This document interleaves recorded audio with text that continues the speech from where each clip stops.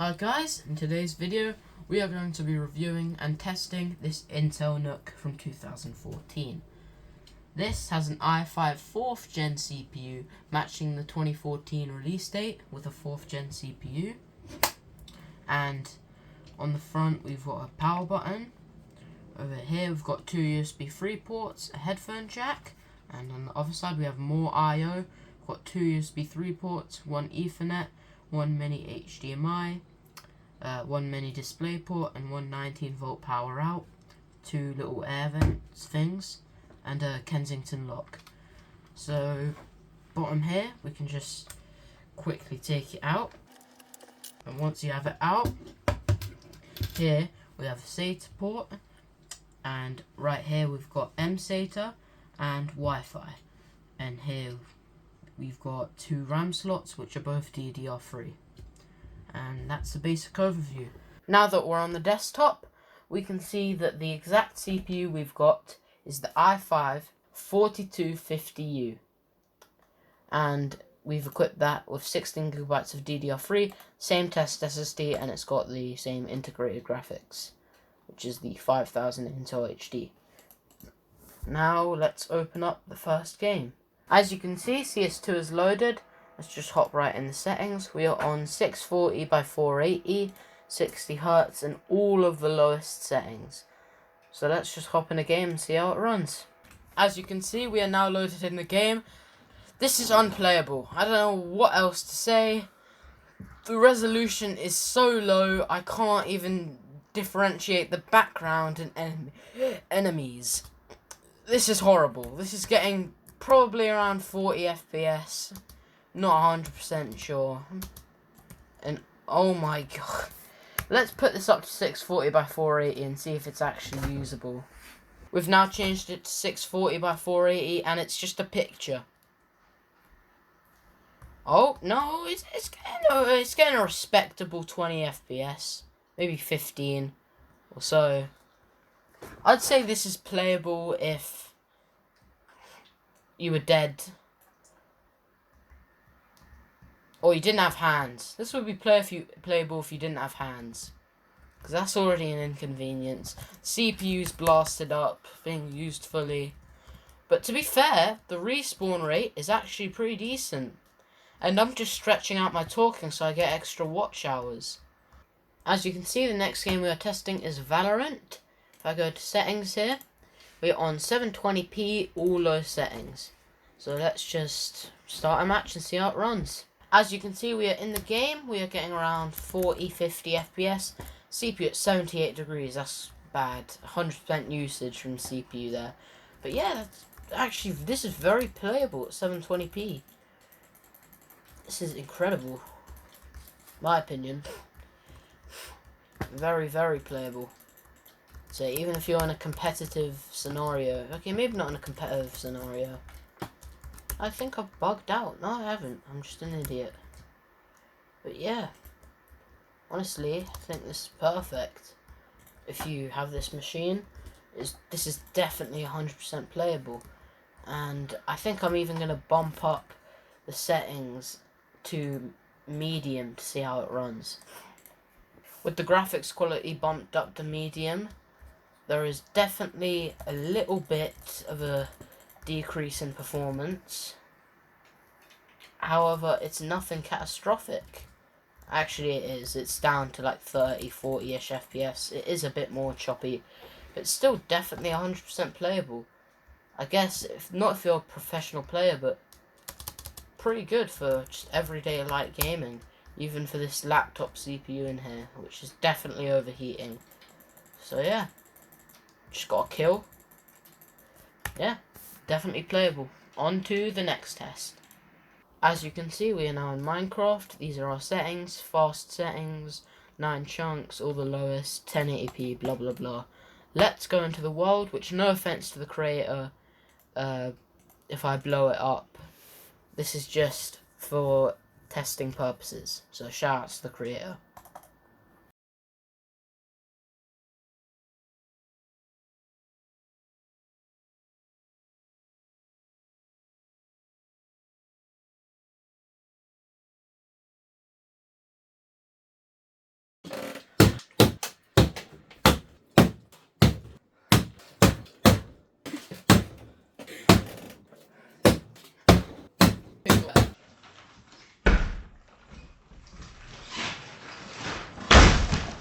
As you can see, we've loaded the tower of TNT, which is connected to a TNT block with a chicken jockey inside.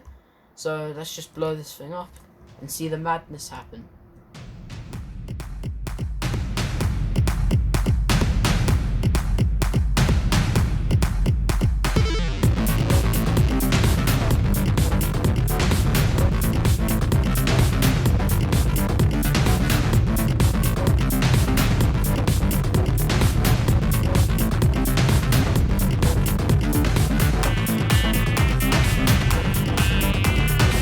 As you can see, the tower has exploded, and as the explosions were happening and the animations were playing, the PC did struggle a little bit, but it did end up fine, and not much of a problem, and there's not much FPS dips, but did struggle a little bit there as the CPU percentage went up.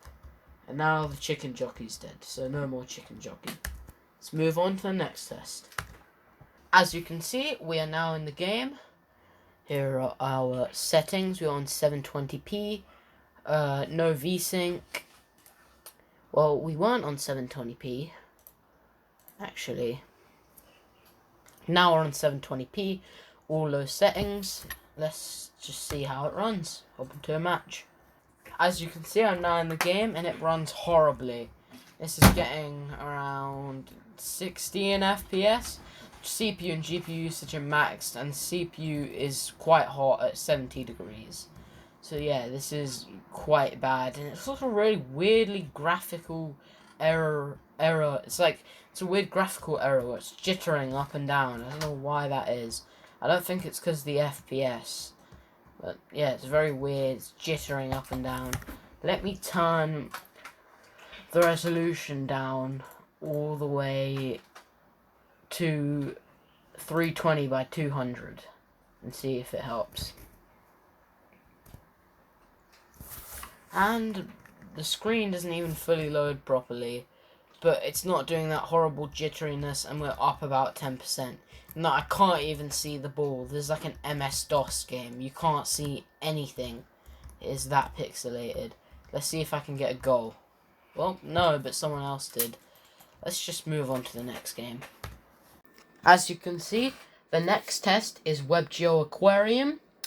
And on 500 fishes, it's like nothing. It just does everything good. This might actually be the first test that this computer aces. It's gone 1,000 fishes. Still the same. 5,000. Bump up in CPU. Massive spike there. Same with GPU. 10,000. FPS lowest about 40. Not really spiking. 15k all the way down to 25 FPS. 20,000. 15 FPS. 25,000. Same. 30,000. Down a little bit. 12 FPS. While the CPU and GPU are struggling a bit. Memory usage is about 3.3 gigs. So let's move on to the next test. As you can see, the next test is YouTube. Here we're on 720p 60.